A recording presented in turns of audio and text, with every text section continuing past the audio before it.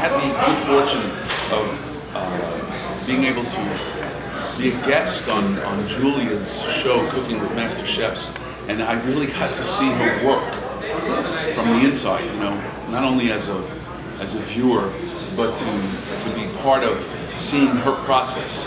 And I have to say, she was so detail-oriented and so interested in what I was doing.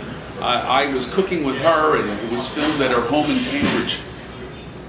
And her interest in what we were doing together was so detail-oriented, and she wanted to know, you know, really as a journalist, you know, where, why, when, how, and it was really it was an eye-opener for me.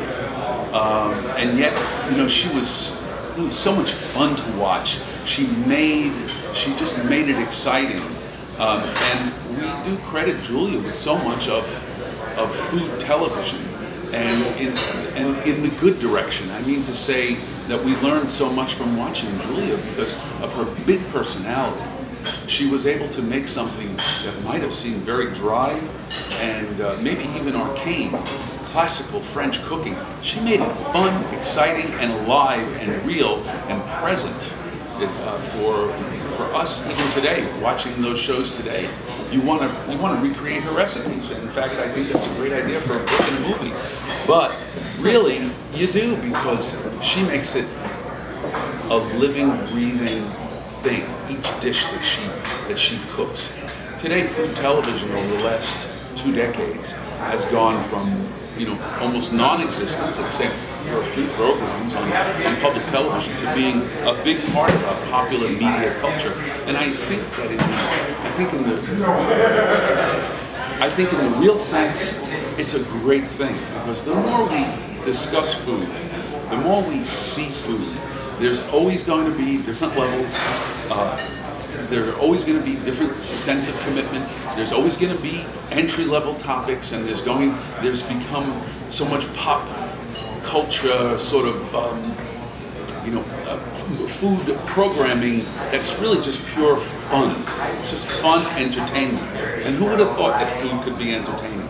But really, in the end, it makes the topic of food, wine, beer, what we eat and drink, it gives it more significance in our everyday lives. And that's the important thing, that we do have avenues for communication of food, that there are different sources of that information.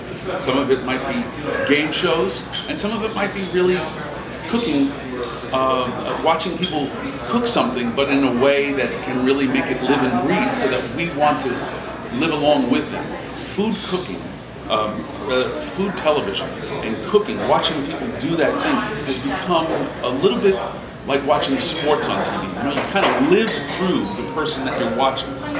And it is that vivacious connection between the viewer and the active participant, the host or whatever it might be, that actually moves the whole thing forward and gives more credence, more value to the greater subject of what is food and wine in America today.